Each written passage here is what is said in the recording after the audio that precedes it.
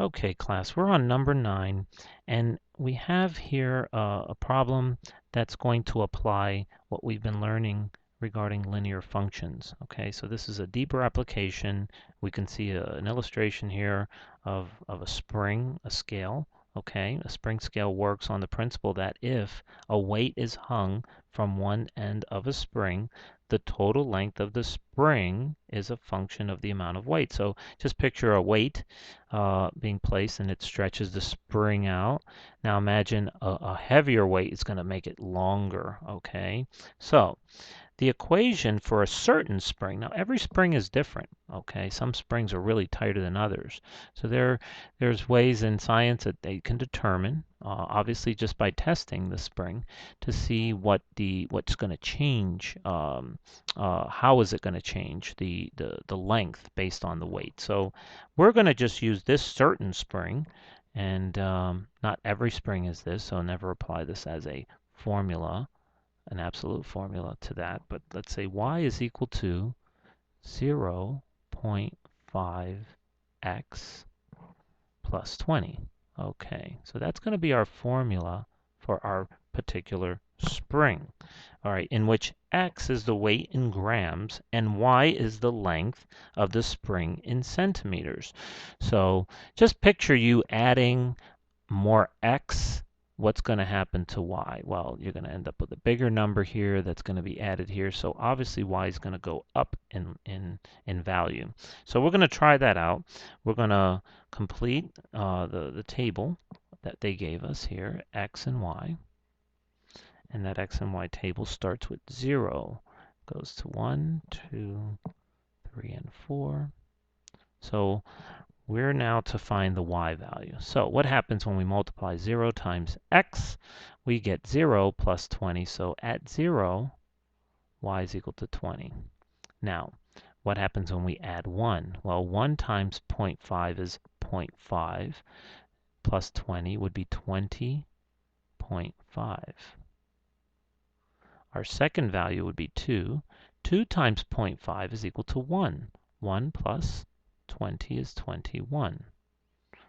3 times 0.5 is 1.5, plus 20 is 21.5. And our last one is 4 times 0.5, which is 2, plus 20 is 22.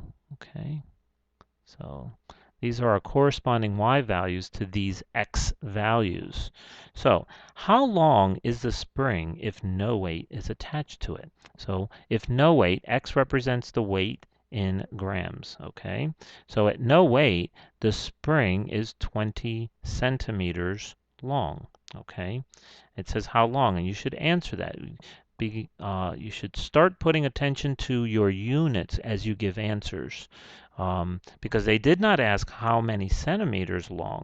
So you should answer that properly by saying it's 20 centimeters. So if I were doing, let's say B, this was A, and if I were given the answer to B, B would be 20 cm, okay, 20 centimeters.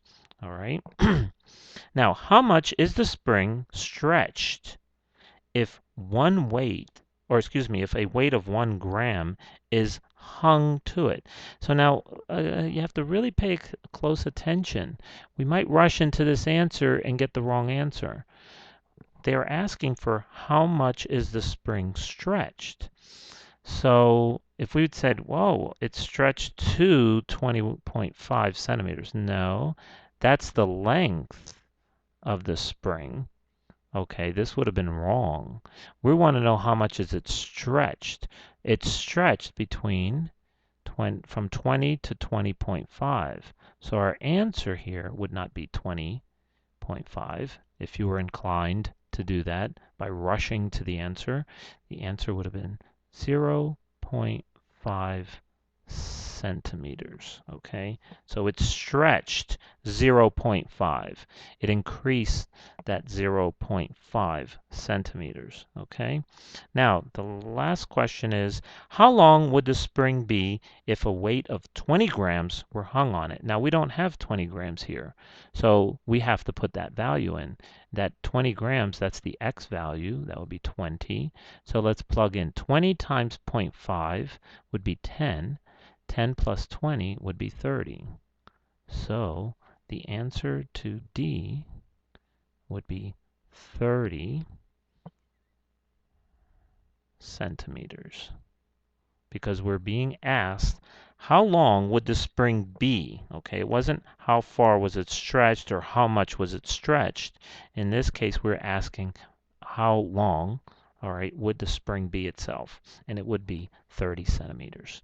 So always pay very close attention to the questions, specifically to the details of what they're asking for. Okay, make sure you give your answers also with your units.